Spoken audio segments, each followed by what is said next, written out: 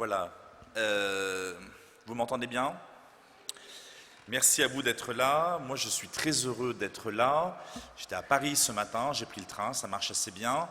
La première fois que je suis venu ici, c'était en 1982. Donc ça commence à faire un petit moment. Vous voyez, on a tendance à revenir. Alors je dis ça pour ceux qui viennent peut-être pour la première fois. Prenez garde, parce qu'on y prend goût. D'abord, on est bien accueillis en général par la communauté. Et puis ici, à Paray-le-Monial, il y a le cœur sacré de Jésus. Alors bien entendu, il n'est pas que ici, mais il y a une grâce particulière dans ce lieu que vous avez sans doute déjà découverte. Et vous avez jusqu'à demain pour la découvrir si ce n'est pas encore le cas. J'étais parti au départ sur une icône de la miséricorde parce que le thème aujourd'hui c'est le pardon, être pardonné, mais aussi pardonner nous-mêmes. Et donc sur une icône de l'enfant prodigue qui va peut-être apparaître, la voici. Lorsqu'on regarde cette image, il y a trois personnages. Évidemment, on cherche à s'identifier à l'un des trois. Il y a bien sûr le Christ qui représente le Père, la miséricorde de Dieu. Alors on peut chercher à s'identifier au Christ et le but de la vie chrétienne, c'est bien sûr de le laisser, le Christ, grandir en nous pour opérer cette identification. Mais il reste ensuite ses deux fils. Il y a l'enfant prodigue qui est en train de recevoir le pardon de Dieu et c'est bien sûr le premier personnage auquel on s'identifie sans doute parce qu'on a besoin d'être pardonné en permanence et que ce personnage nous ressemble.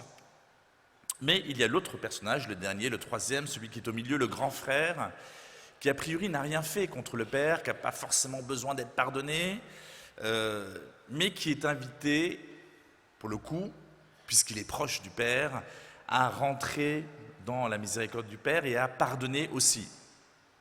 À pardonner notamment à son frère, qui est parti, qui a tout dilapidé. J'ai 40 minutes pour vous parler de la miséricorde, comment devenir miséricordieux, comment exercer le pardon, comment s'identifier à ce grand frère. Je ne sais pas si l'histoire dit d'ailleurs si c'est le grand frère ou le petit frère. Bon, c'est pas grave, on va dire qu'il est plus grand, parce que l'autre est à moitié à genoux. S'identifier au grand frère, celui qui pardonne. Pour ça, on va parler de ce que je connais, de l'Église persécutée, des martyrs, des témoignages du XXe siècle, des témoignages d'aujourd'hui, et de voir comment ils ont pardonné, comment ils pardonnent encore, et comment, évidemment, si eux, ils arrivent à pardonner dans ces circonstances, ce devrait être plus facile pour nous, qui ne sommes pas censés, a priori, avoir autant d'ennemis qu'eux. Je suis donc le directeur de l'aide à l'Église en détresse. Parler de la miséricorde, a priori, c'est effectivement quelque chose de naturel. On est une œuvre de miséricorde. Nous soutenons l'Église dans 150 pays à travers le monde. On dépense beaucoup d'argent au Moyen-Orient en ce moment, depuis déjà des années, mais de manière encore plus importante depuis 2 ans, et l'apparition de l'État islamique, avec l'exode des chrétiens au nord de l'Irak, l'exode des chrétiens en Syrie aussi, pour les mêmes raisons. Et donc, il faut trouver à manger à ces chrétiens qui ont tout perdu. L'État islamique leur a donné le choix. Reconnaissons-leur cela. Ils auraient pu les massacrer tout simplement. Ils leur ont laissé 3 choix. C'était il y a exactement 2 ans, en août 2014. 3 choix. Vous vous convertissez à l'islam, vous partez, ou on vous massacre tous. À ma connaissance, tout le monde est parti. Humainement parlant, ils auraient mieux fait de se convertir à l'islam. Ils auraient pu garder leur maison, leur travail, leurs amis. Ils auraient certainement même reçu une grosse récompense financière. À la place, en refusant cette apostasie, en refusant d'abandonner le Christ, ils ont tout perdu, enfin matériellement. C'est-à-dire qu'ils ont été obligés de partir sans rien. Et donc de fait, ils n'ont plus rien. Et donc il faut s'en occuper, et c'est pour ça que depuis 2 ans en particulier, on leur donne à manger, ils ont des colis alimentaires tous les mois, on les loge, il a fallu construire des villages entiers en préfabriqué, ou louer des appartements, et on a construit des écoles pour leurs enfants. Parce que déjà qu'ils n'ont pas beaucoup d'avenir, s'ils ne sont pas scolarisés en plus, c'est la catastrophe. On est présent au Moyen-Orient, mais on est aussi présent, je vous le disais, dans 150 pays. On est avant tout une œuvre pastorale. Nos priorités, c'est la formation des futurs prêtres, des séminaristes, on en soutient 1 sur 10 dans le monde, la construction d'églises, de couvents, de chapelles, de presbytères, là où il n'y en a pas, et l'Église est en train de se développer dans beaucoup de pays dans le monde, ou là où ils ont été détruits, soit par des guerres ou des cataclysmes naturels. Trouver des moyens de transport pour la mission, financer la présence de l'Église dans les médias, etc. Alors vous me direz, tous ces projets, bon, à la limite ça concerne l'Église, en quoi est-ce que c'est l'exercice de la miséricorde? 2 petits exemples. J'étais en Afrique, moi, pendant 2 ans, au Congo-Brazzaville, au nord, dans la Beauce, à Makwa, je ne sais pas si quelqu'un connaît ici, dans un séminaire. Donc vous me direz, le séminaire, c'est pour former les futurs prêtres. Or, tous les jours, on distribuait de la nourriture aux familles les plus pauvres de ce village, donc du manioc, et on avait aussi une petite infirmerie, on soignait les gens, gratuitement, tout ça bien sûr, les plus pauvres qui n'avaient pas les moyens d'aller à l'hôpital. Ça n'apparaît dans aucun bilan de l'Église catholique. Vous voyez, les pains de manioc qu'on distribuait et les soins qu'on prodiguait. Or, toutes les missions en Afrique et dans le monde entier font la même chose. Vous voyez? Et ça, c'est vraiment une œuvre de miséricorde. On soigne les plus pauvres. Et ça ne passe pas à la télévision, ce n'est pas dans des bilans, mais c'est ce que l'Église catholique fait. On devrait être fiers de ça. Ça devrait être un titre de gloire d'être chrétien, parce qu'au-delà de l'aspect spirituel, l'Église catholique, enfin les chrétiens en général, pas que les catholiques d'ailleurs, sont au service de leurs frères, et notamment des plus pauvres. Deuxième exemple, l'Inde par exemple. L'Inde, c'est 1,6% les catholiques. Donc c'est rien, 1,6%. Et pourtant, l'Église catholique, c'est 20% des centres de soins dans le pays. C'est-à-dire que c'est nous qui soignons beaucoup de gens, et la plupart sont des hindous, évidemment. Et les écoles catholiques accueillent 20 millions d'étudiants. Là encore, la plupart hindous. Vous voyez? Alors qu'on est 1,6%, 20% des centres de soins du pays. Il y a une disproportion énorme entre le petit nombre que nous sommes et le bien que nous faisons dans ce pays. Alors, on pourrait multiplier cette dimension de la miséricorde qui est le service des plus pauvres, mais on n'est pas là pour parler de ça aujourd'hui, on est là pour parler du pardon. En quoi est-ce que l'aide à l'Église en détresse a une légitimité pour parler du pardon? En réalité, il y en a 2, une légitimité historique, que je vais développer rapidement, et ensuite, l'autre légitimité, c'est parce que nous sommes au service des chrétiens persécutés, et que nous recevons leurs témoignages, et que nous sommes là pour diffuser ces témoignages. Et je vais en donner quelques-uns. Légitimité historique parce que le père Werenfried, le fondateur de l'aide à l'Église en détresse, au départ, l'idée, c'était de se réconcilier avec les Allemands, en 1947. Pas de se réconcilier avec les Allemands après le match qu'ils ont perdu avant-hier. Se réconcilier après la guerre. C'est un religieux prémontré hollandais, il était dans une abbaye en Belgique, Tongerlo, très bonne bière. Et il se dit, il faut qu'on se réconcilie avec les Allemands, sinon ils vont revenir faire la guerre dans la génération suivante. Et donc, il va commencer à collecter des fonds pour venir en aide aux Allemands. En 1947, vous imaginez, enfin, moi je n'étais pas là à l'époque, mais peut-être pas beaucoup de personnes ici, la première personne qui va lui donner de l'argent, c'est une femme qui a perdu son mari et 2 de ses fils assassinés par les Allemands. Donc c'est vraiment une œuvre de réconciliation au départ, un pari totalement fou, mais les gens vont rentrer dans cette démarche de réconciliation, c'est-à-dire de pardon, et vont être extrêmement généreux. Bon, à l'époque, c'est donc dans la campagne flamande, les gens n'ont pas beaucoup de moyens, mais tout le monde a un cochon chez lui, ou des tranches de lard, et donc il va collecter des quintaux de lard, c'est pour ça qu'on va l'appeler le père au lard. Bon, c'est pas très politiquement correct aujourd'hui de parler de lard, mais c'est comme ça qu'il a démarré son œuvre. 1992, donc beaucoup plus tard, au moment où le mur s'effondre, que la liberté de culte revient en Russie, il y a cette initiative de réconciliation avec les orthodoxes. On va aider un petit peu l'Église orthodoxe à se reconstruire après 70 ans d'athéisme. C'est une aide gratuite, on ne veut rien en contrepartie, et aujourd'hui encore, on aide un petit peu l'Église orthodoxe. Alors c'est un budget de 1 à 2% de notre budget total, le reste ça va à l'Église catholique, mais c'est vraiment une œuvre de réconciliation, encore une fois. Je cite le père Werenfried, juste 2-3 passages, sur ce thème du pardon, sur ce thème de aimer ses ennemis.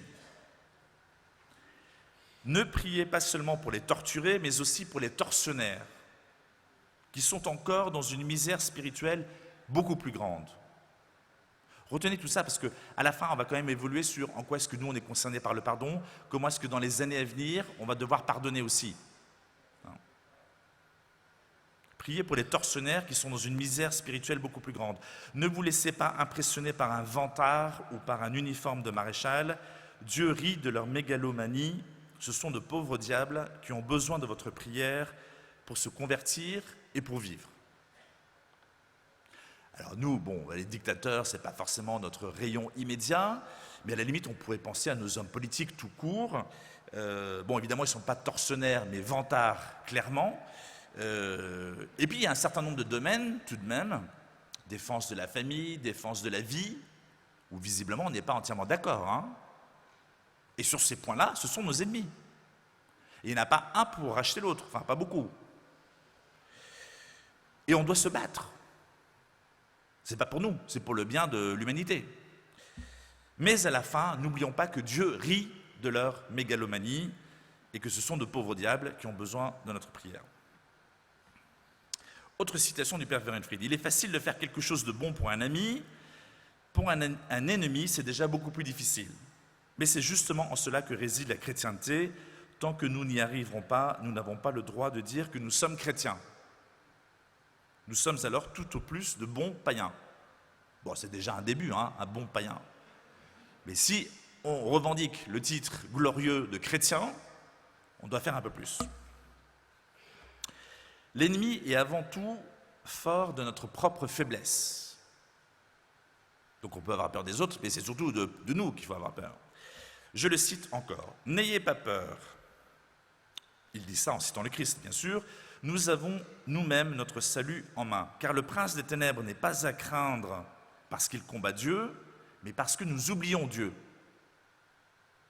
Que le prince des ténèbres combatte Dieu, ça c'est dans l'ordre des choses. Mais nous, on n'a pas à oublier Dieu. Non parce qu'il est fort dans la haine, mais parce que nous sommes faibles dans l'amour. Non parce qu'il tue des chrétiens, et en l'occurrence il le fait, mais parce que nous ne vivons pas en chrétiens et que 1000 chaînes nous lient à ce monde. Nous ne persécutons pas le Christ, mais nous le compromettons. Tant que nous ternirons l'éclat du Christ par le péché, le matérialisme et l'égoïsme, nous serons privés de la force nécessaire pour attirer tous les chercheurs de ce temps à lui, qui désirent si ardemment régner aussi dans leur cœur. On a une grosse responsabilité, hein. Notre tiédeur, malheureusement, nous rend inaptes au combat, et en même temps, paradoxalement, ça réduit l'intensité du combat, laissant le champ libre à l'ennemi. Si on était tous extrêmement militants et extrêmement, pas tièdes, le contraire de tiède, plongés dans cette foi, le combat serait normalement beaucoup plus rude. S'il y avait plus de saints dans le monde, estime Henri de Lubac, la lutte spirituelle y serait beaucoup plus intense. Ça veut dire que lorsqu'il n'y a pas de lutte contre les chrétiens, contre l'Église, alors soit c'est qu'on est dans une société totalement chrétienne, et peut-être qu'on a connu ça au Moyen-Âge, autrefois en Europe, et sinon ça veut dire que clairement il n'y a pas de combat spirituel, ça veut dire qu'on est trop tiède. Et donc on peut imaginer que le regain de christianophobie, d'attaque contre l'Église aujourd'hui, c'est plutôt bon signe en fait. Ça veut dire qu'on est à nouveau dans cette lutte spirituelle, et ça veut dire que la tiédeur des chrétiens diminue. L'augmentation des attaques antichrétiennes, au-delà de la mauvaise nouvelle qu'elle constitue en termes de souffrance, ne serait-elle pas justement le signe que ce combat a gagné en intensité et qu'il y aurait donc plus de saints, c'est-à-dire des personnes désirant avec force suivre le Christ, c'est ce que je viens de dire, c'est donc une bonne nouvelle a priori.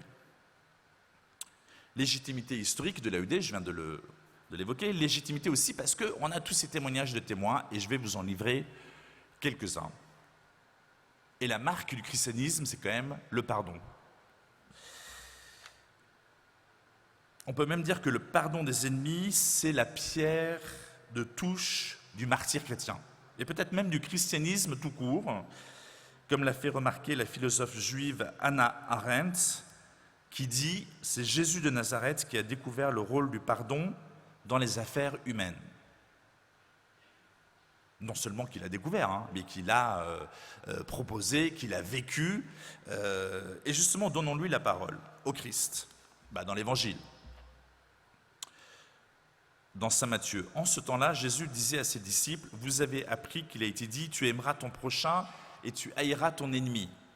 Eh bien moi, je vous dis, aimez vos ennemis et priez pour ceux qui vous persécutent, afin d'être vraiment les fils de votre Père qui est aux cieux. Car il a fait lever son soleil sur les méchants et sur les bons, il fait tomber la pluie sur les justes et sur les injustes. En effet, si vous aimez ceux qui vous aiment, quelle récompense méritez-vous? Les publicains eux-mêmes n'en font-ils pas autant?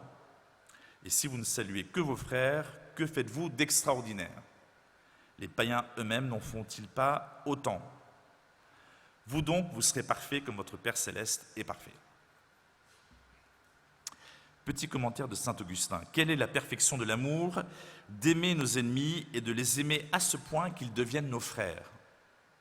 Donc c'est pas juste, oui, je vais aimer mes ennemis, une espèce de image virtuelle. C'est non seulement les aimer, mais faire qu'ils deviennent nos frères. Notre amour, en effet, ne doit pas être selon la chair. Aime donc tes ennemis en souhaitant qu'ils deviennent tes frères. Je cite saint Augustin toujours. Aime tes ennemis de sorte qu'ils soient appelés à entrer en communion avec toi. Ça va assez loin, Ça va assez loin, d'autant plus que, encore une fois, ça peut rester fictif, mais maintenant, on va rentrer dans quelques témoignages où le fait d'aimer ses ennemis et de vouloir qu'ils deviennent nos frères ne paraissait pas aller de soi. Il s'agit en effet d'ennemis réels qui vous font ou vous ont fait du mal. Le frère Christophe de Tibérine, en janvier 1994. Oui, il y a des ennemis. On ne peut pas nous contraindre à dire trop vite qu'on les aime sans faire injure à la mémoire des victimes dont chaque jour le nombre s'accroît. Et le christianisme, c'est pas dire on s'aime tous, il n'y a pas d'ennemis. Si, il y a des ennemis. Parce que si on dit qu'il n'y a pas d'ennemis, en fait, on ne les aime pas. Il faut d'abord reconnaître que ce sont des ennemis et ensuite réussir à les aimer. Dans notre société aujourd'hui, on évite de parler d'ennemis, on évite de parler même des persécutions. Parce que si on parle des persécutions contre les chrétiens, ça veut dire qu'il y a des persécuteurs, ça veut dire des gens qui font le mal. Or aujourd'hui, normalement, tout le monde, il est gentil. Vous voyez ? Et nous, l'aide à l'Église en détresse, quand on parle des persécutions contre l'Église, parfois on est mal vu, même au sein de l'Église, même si les choses sont en train de changer. Mais à un moment donné, il faut quand même dire qu'il y a des gens qui nous font du mal. Il y a des ennemis. Même si à la fin, notre boulot, c'est de les aimer. Le pardon, c'est ce que le Seigneur nous demande. Le premier à l'avoir mis en pratique, c'est saint Étienne, le premier martyr. Quelques témoignages, donc. Un prêtre slovène avait participé, jeune militant communiste, dans les années 50, à une agression contre un évêque dans la Yougoslavie, où Tito menait alors une lutte anti-religieuse très dure. Avec d'autres jeunes militants, il avait aspergé le visage de l'évêque d'acide dans un train, alors que celui-ci passait dans un tunnel. Mais la fin du tunnel était arrivée avant qu'il n'ait eu le temps de s'enfuir, et l'évêque avait vu leur visage. Quelques années plus tard, ce jeune, converti par le témoignage d'un professeur, était devenu séminariste. Un jour, l'évêque visite le séminaire. Il nous a parlé, raconte ce père, que j'ai connu, de l'amour. Et l'évêque dit, vous devez aimer, c'est difficile d'aimer. Puis il a ajouté, en regardant ce prêtre, qu'il avait reconnu, et en souriant, mais il y a plus difficile, le plus difficile c'est de pardonner. Tous les autres séminaristes savaient ce qu'il avait souffert, mais seul ce prêtre, et l'évêque bien sûr, savaient que c'était lui, ce prêtre, son persécuteur. Le prêtre conclut, je n'ai jamais oublié sa leçon. Au Liban, on est un peu au XXe siècle, mais vous en faites pas, on va venir à l'époque actuelle après. Au Liban, je crois que vous avez eu un témoignage sur le Liban hier, je le cite quand même, le jeune Gassibé Kérouz, très connu, assez connu. Quelqu'un le connaît? Bon, il est connu quand même. Vous ferez des recherches. assassiné alors qu'il se prépare à entrer au séminaire, fin 75. Bon, évidemment, c'est il y a longtemps, hein, mais il était très connu. Dans un tiroir de sa chambre, ses parents retrouvent un texte écrit la veille de sa mort et qui sera lu lors de son enterrement. « J'ai une seule demande à vous faire, pardonnez à ceux qui m'ont tué. Faites-le avec tout votre cœur et demandez avec moi que mon sang, même si c'est le sang d'un pécheur, soit un rachat pour les péchés du Liban, une hostie mêlée au sang de ces victimes qui sont tombées de tous bords et de toutes les religions, et un prix pour la paix et l'amour et l'entente qui ont été perdus par cette patrie et même par le monde entier. Enseignez aux gens l'amour par ma mort et Dieu vous consolera, pourvoira à vos besoins et vous aidera à vivre en cette vie. N'ayez pas peur, je ne regrette pas du tout et je ne suis pas triste de quitter ce monde, je ne suis triste que parce que vous serez triste. Priez, priez, priez et aimez vos ennemis. » Ça nous rappelle bien sûr quelque chose de plus récent, Tibérine, le père Christian de Chergé qui avait écrit, lui aussi, peu avant sa mort, « J'aimerais le moment venu avoir ce laps de lucidité qui me permettrait de solliciter le pardon de Dieu et celui de mes frères en humanité, en même temps que de pardonner de tout cœur à qui m'aura atteint. » Afrique du Sud, Maloussi Mpulwana, alors lui il est moins connu, hein. Torturé puis banni, il a dit en sortant de prison, « Quand ils vous torturent, vous pensez, ce sont des enfants de Dieu, ils se comportent comme des animaux, ils ont besoin que nous les aidions à recouvrer l'humanité qu'ils ont perdue. »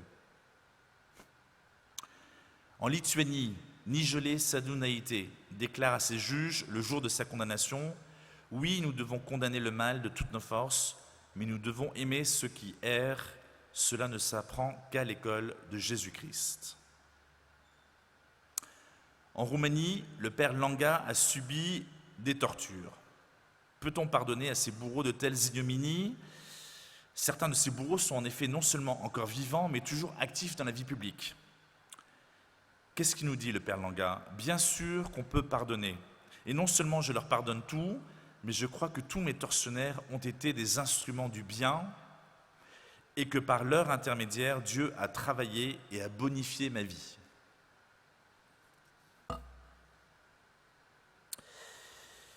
Peu avant la fin du régime soviétique, un journal communiste publiait cet étonnant aveu à propos des grands-mères russes. Je donne plusieurs témoignages du XXe siècle parce que, bon, jusqu'à maintenant, le XXe siècle, ça a été le grand siècle des martyrs. Hein. Les historiens de l'Église estiment qu'il y a eu beaucoup plus de martyrs au XXe siècle que pendant les 19 siècles précédents. Et puis, c'est pas très loin, le XXe siècle, malgré tout. Alors, je reviens donc à ce journal communiste qui publie cet étonnant aveu. Le pardon et la prière pour les persécuteurs ont sauvé l'humanité dans notre peuple. Ces femmes n'avaient pourtant rien fait d'autre que de prendre au sérieux ce que saint Paul, à la suite du Christ, nous a appris. Bénissez ceux qui vous persécutent, bénissez, ne maudissez pas. C'est dans la lettre aux Romains.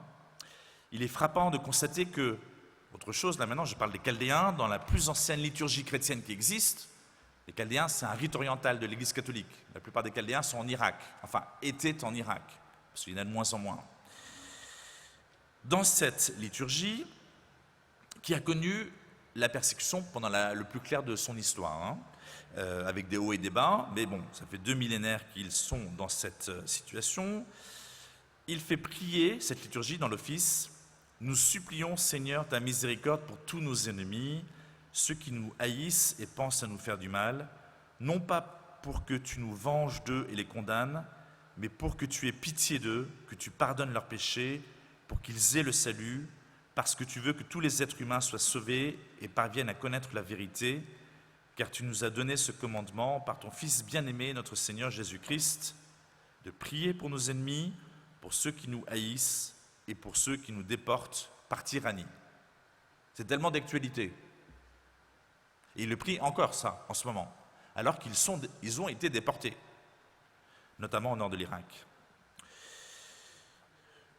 Un dernier témoignage. Dans son testament, le cardinal Stepinac de Croatie, victime des communistes yougoslaves, écrivait « Que leur méchanceté ne vous empêche pas d'aimer vos ennemis, Autre chose est l'homme, autre chose est sa méchanceté. Et il cite saint Augustin, l'homme est l'œuvre de Dieu, la méchanceté est l'œuvre de l'homme. Aime ce que Dieu a fait et non ce que l'homme a accompli. En fait, c'est une invitation donc à dissocier le mal de celui qui le commet. Alors maintenant, on va revenir à des temps plus proches de nous. Dans cette rubrique « Aimez vos ennemis », quelle meilleure situation d'évoquer cela qu'une situation de génocide. Alors il y en a eu plusieurs, mais on va prendre les deux derniers.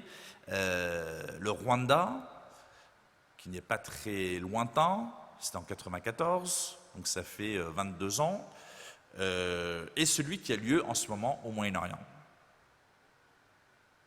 Parce que si on arrive à aimer ses ennemis dans une situation génocidaire, a priori, c'est le summum du pardon.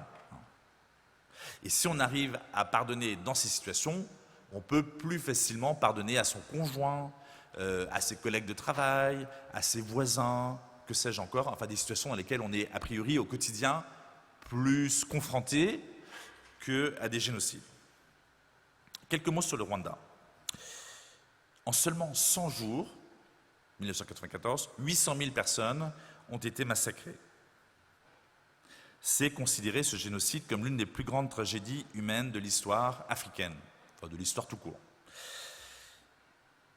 En ce moment, c'est assez intéressant parce que il y a un gros travail justement pour développer la dévotion à la miséricorde divine au Rwanda, et il va y avoir en septembre un grand rassemblement, le premier rassemblement de la divine miséricorde pour le continent africain. Et ça va avoir lieu au Rwanda, du 9 au 16 septembre.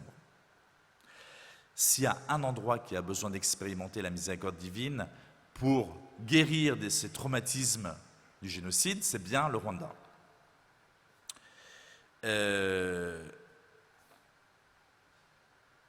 Il y a un prêtre polonais qui s'en occupe, particulièrement le père Filipek, et il pose la question, dans ce contexte d'après-guerre, d'après-génocide, beaucoup de personnes lui demandaient comment parler du pardon dans ce contexte. Est-ce qu'il n'y a pas prescription?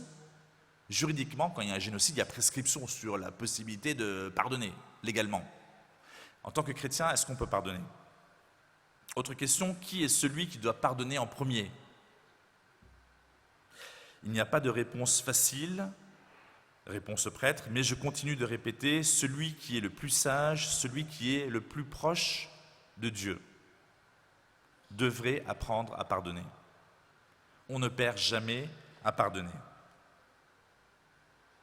Après la déchirure d'une société par un génocide, je cite toujours le prêtre, une guerre, des victimes endeuillées, nous voyons clairement que la miséricorde divine pourrait être la réponse, un antidote à tout ce mal qui afflige les gens. N'oubliez pas donc une intention de prière, cette rencontre sur la divine miséricorde qui aura lieu pour tout le continent africain en septembre. Venons-en au Moyen-Orient.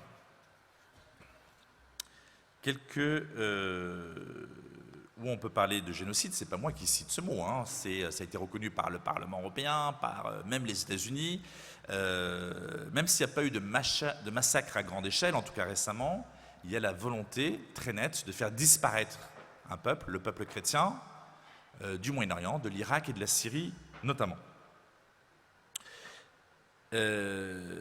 Pourquoi est-ce que le génocide, en tout cas ce qui se passe au Moyen-Orient, nous touche tant? Je crois qu'il y a 3 raisons essentielles. D'abord parce qu'on pressent qu'on est un peu responsable de ce qui s'est passé là-bas. On avait, la France, des devoirs historiques envers les chrétiens d'Orient, et en réalité on n'a pas fait grand-chose. Et non seulement on n'a pas fait grand-chose, mais en réalité on a même participé activement au chaos au Moyen-Orient, ce qui a accéléré la disparition des communautés chrétiennes. Alors on ne va pas s'appesantir sur les raisons de ce conflit, mais clairement l'État islamique qui a chassé les chrétiens du nord de l'Irak et qui de fait occupe une bonne partie de la Syrie, ce qui fait que plus de la moitié des chrétiens ont quitté ce pays, l'État islamique a pu émerger parce qu'ils ont reçu un soutien financier et d'armement de la part d'un certain nombre de pays. Des pays de la région, du Moyen-Orient, de l'Arabie Saoudite, du Qatar, de la Turquie, mais aussi de puissances occidentales, des États-Unis, de la France et de la Grande-Bretagne. Nous avons livré des armes aux rebelles modérés, bon, sauf que ça n'existe pas, mais de fait qui ont entraîné ce chaos dans lequel on est plongé aujourd'hui et qui aboutit à la disparition des chrétiens au Moyen-Orient. Alors, il n'y a pas que les chrétiens au Moyen-Orient qui souffrent, hein. C'est toute la population qui souffre, toute la population syrienne, toute la population irakienne, et la plus grande partie de cette population, elle est musulmane. Et la plupart des victimes, même, sont musulmanes. Bon, tuées par d'autres musulmans, hein. Mais la difficulté supplémentaire pour les chrétiens, c'est qu'on est devenus tellement peu nombreux que, de fait, le risque de l'extinction de la présence chrétienne au Moyen-Orient est réel aujourd'hui. Et on a participé à ça. Et sans doute que ça nous touche d'autant plus. La deuxième raison pour laquelle ce qui se passe au Moyen-Orient nous touche, c'est que, évidemment, il s'agit de nos frères, hein, chrétiens d'Orient. Et que l'on sait que l'Église est née là-bas. Et que si ces chrétiens-là disparaissent, c'est tout des pans entiers de l'histoire de l'Église qui disparaissent. Parmi ces communautés, il y en a qui parlent encore l'araméen, c'est-à-dire la langue du Christ. Et tout ça est en train de disparaître. On a quelques citations du pape lorsqu'il parle à ces gens-là. Je vous en cite deux. C'était une salutation aux pèlerins de langue arabe le 22 juin, donc il y a 2 semaines, 3 semaines. Une salutation aux pèlerins du Moyen-Orient. Chers frères et sœurs, la seule chose dont nous ayons vraiment besoin dans notre vie, c'est d'être pardonnés, délivrés du mal et de ses conséquences de mort. Que le Seigneur nous accorde, par l'intercession de Marie, d'être témoins de sa miséricorde qui purifie le cœur et transforme des vies. À une autre occasion, le pape François, là, il parlait aux chrétiens d'Irak et de Syrie, toujours. Vous êtes dans le cœur de l'Église souffre avec vous et l'Église est fière d'avoir des enfants comme vous. Vous êtes sa force. Vous rendez un témoignage concret et authentique à son message de salut, de pardon et d'amour. Et de fait, ces gens-là pardonnent. En tout cas, ils ne sont pas dans une logique de haine. Ils ne sont pas dans une logique de vengeance. Beaucoup ont perdu une partie importante de leur espérance et veulent quitter le Moyen-Orient, mais il n'y a pas de haine. Le christianisme n'enseigne pas ça. Je ne sais pas si vous connaissez Mariam, c'est une petite fille de 10 ans. Elle est très connue aussi, hein. Bon, d'accord. Allez sur le site de l'AED, plus tard quand vous aurez terminé cette session, et vous tapez Mariam. C'est une petite fille irakienne qui a été chassée par l'État islamique avec sa famille il y a 2 ans du nord de l'Irak. Et elle a été interviewée comme ça dans un camp de réfugiés à Erbil. Et elle est toute mignonne, elle a 9 ans, 9-10 ans. Et le journaliste lui dit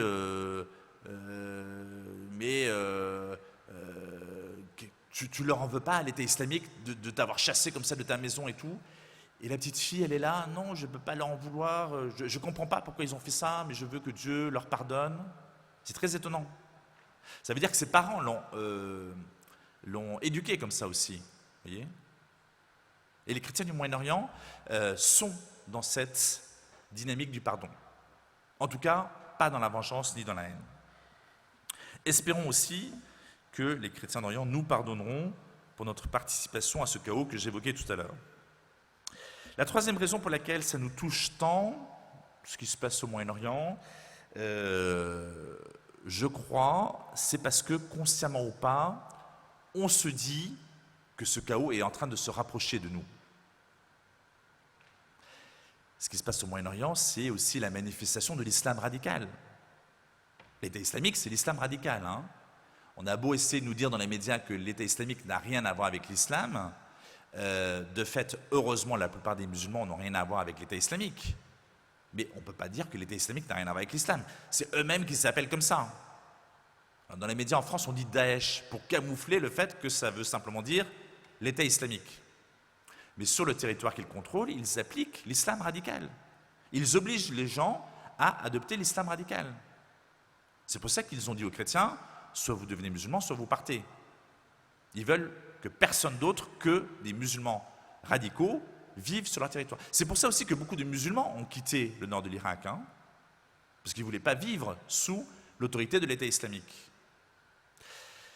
Ce chaos, cette radicalisation de l'islam, cette violence que nous observons là-bas, est en train de se rapprocher.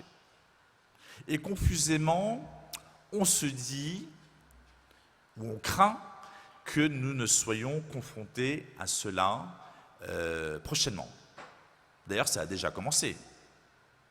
Alors, de manière extrêmement homéopathique.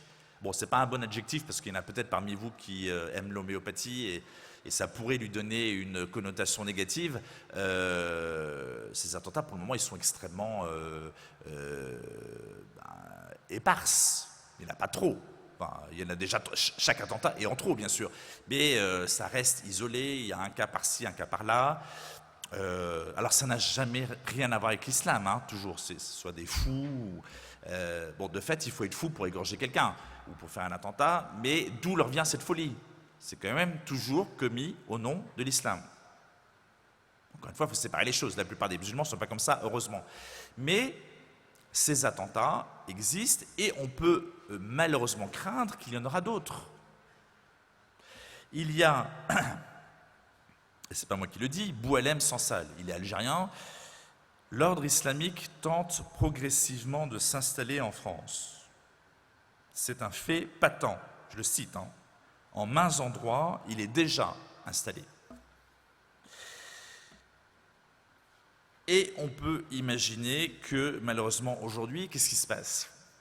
On pourrait espérer, et c'est à nous de faire ce travail, que la communauté musulmane, en Europe, en France en particulier, s'intègre de plus en plus. Or, ce que l'on constate, c'est qu'il y a une partie croissante de la communauté musulmane qui ne cherche même plus à s'intégrer. Elle veut vivre séparée. Et au milieu d'eux, il y a cette radicalisation de l'islam qui est en train de s'opérer, même si elle est minoritaire pour le moment. Ce sont les salafistes, notamment. C'est cet islam radical, c'est le produit d'exportation du wahhabisme, c'est l'islam tel qu'il est pratiqué en Arabie Saoudite. Malheureusement, au Moyen-Orient, en Europe, en France, dans le monde entier, l'islam est de plus en plus pris en otage par cet islam radical wahhabite.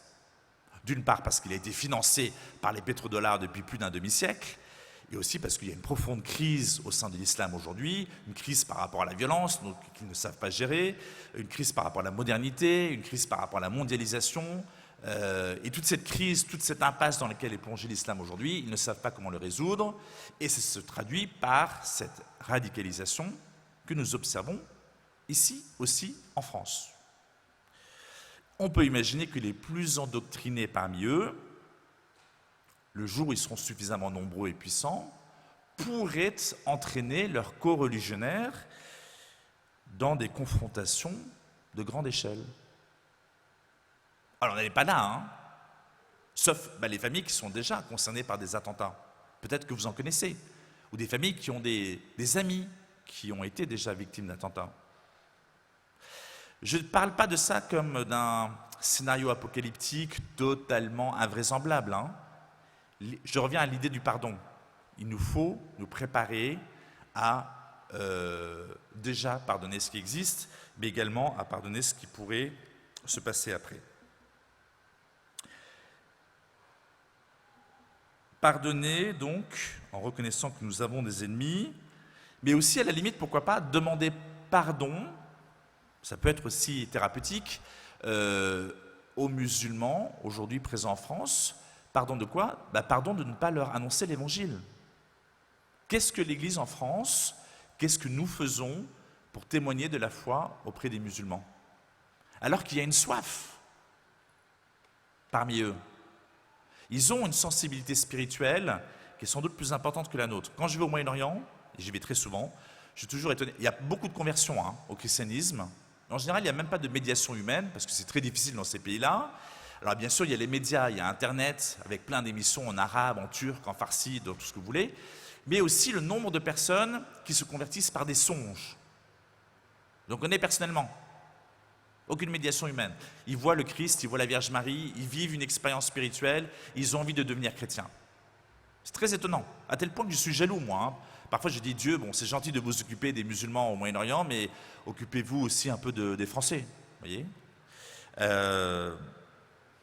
Pourquoi est-ce qu'on leur témoigne pas suffisamment à nos frères musulmans en Europe, en France, de ce qui nous anime, de notre foi? On ne le fait pas. L'Église en France ne le fait pas. Alors il y a l'institution et ensuite il y a nous, hein, parce que l'Église en France c'est nous. Mais pourquoi est-ce qu'on n'a pas lancé une pastorale pour ça? On a honte d'annoncer l'Évangile? On a peur de leur annoncer l'Évangile? Bien sûr, il ne s'agit pas de leur imposer, hein, mais visiblement il y a une soif, il y a une attente. Combien de musulmans je connais qui ont été tapés à la porte d'une église catholique, qui n'ont jamais eu de réponse, on ne leur a jamais ouvert, on n'a jamais donné suite, et qui finissent chez les évangéliques? Alors pourquoi pas, hein, au moins ils apprennent à connaître le Christ. Et de fait, dans beaucoup de pays, notamment l'Algérie, la plupart des conversions au christianisme se font au protestantisme. Bon, en soi, ça ne me dérange pas plus que ça, ils connaissent le Christ, c'est l'essentiel. Mais pourquoi est-ce que l'Église catholique ne fait rien, ou si peu?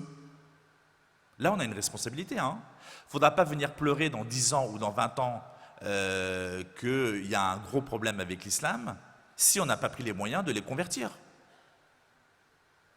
Ça, c'est notre responsabilité aujourd'hui. Qu'est-ce que l'Église en France attend pour investir dans ce domaine? Il faudrait faire une recherche intellectuelle. Comment parler aux musulmans du Christ? Parce que ce n'est pas donné à tout le monde, il faut une petite formation quand même. Hein. Quelles sont leurs pierres d'attente? Et ensuite, je ne sais pas, dans chaque diocèse, avoir des équipes qui soient au moins prêtes à accueillir les gens qui demandent.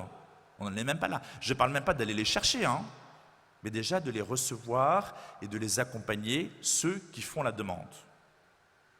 Ça, c'est une urgence d'aujourd'hui. Et ils pourraient nous reprocher à l'avenir de ne pas avoir fait ça. Dans ce cas-là, il faudra leur demander pardon de ne pas avoir fait ça. Là, on serait vraiment le grand frère que j'évoquais. Je ne sais pas si on peut retrouver l'image de tout à l'heure, de l'enfant prodigue. Non. Enfin, vous vous en souvenez, vous savez, il y avait 3 personnages, celui qui était grand au milieu, voilà, le grand frère. C'est assez étonnant, d'ailleurs, les musulmans convertis en France nous considèrent déjà comme les grands frères dans la foi. Parce qu'eux, ils ont découvert le Christ récemment. Ils ne sont pas de famille historiquement, traditionnellement chrétienne, vous voyez. Et donc ce statut de grand frère qui pardonne, c'est ce à quoi je vous invite à devenir. Pardonner d'ores et déjà et à l'avenir à ce qui pourrait arriver avec l'islam, mais pardonner aussi à ce qu'on a dit tout à l'heure, à l'ineptie de notre monde politique, aux attaques permanentes contre la vie et contre la famille, à la financiarisation de la planète, et puis alors de manière plus quotidienne à notre conjoint, à nos voisins, ainsi de suite. Se mettre dans cette attitude de grand frère. J'ai parlé tout à l'heure d'être fier de ce titre glorieux de chrétien. Retenez ça et retenez que vous êtes chacun un grand frère ou une grande sœur par rapport à notre société qui est profondément en détresse. Je n'utilise pas le mot détresse parce que dans le mot aide à l'Église en détresse, c'est le mot détresse, mais de fait, notre société est profondément en détresse. Les gens ont besoin de repères aujourd'hui, ont besoin de personnes qui sachent les aimer, qui sachent leur être miséricordieux, qui sachent les pardonner. Nous n'avons pas à être timorés. Et ce rôle de grand frère, de grande sœur, eh bien, il sera d'autant plus pertinent, efficace que nous conserverons toujours l'humilité de l'enfant prodigue. Et c'est avec ce double personnage que nous pourrons imiter le Christ, le 3e personnage par lequel on a commencé, et c'est ainsi que nous pourrons devenir miséricordieux, en tout cas de le devenir de plus en plus, c'est ce à quoi notre foi nous appelle. Merci beaucoup.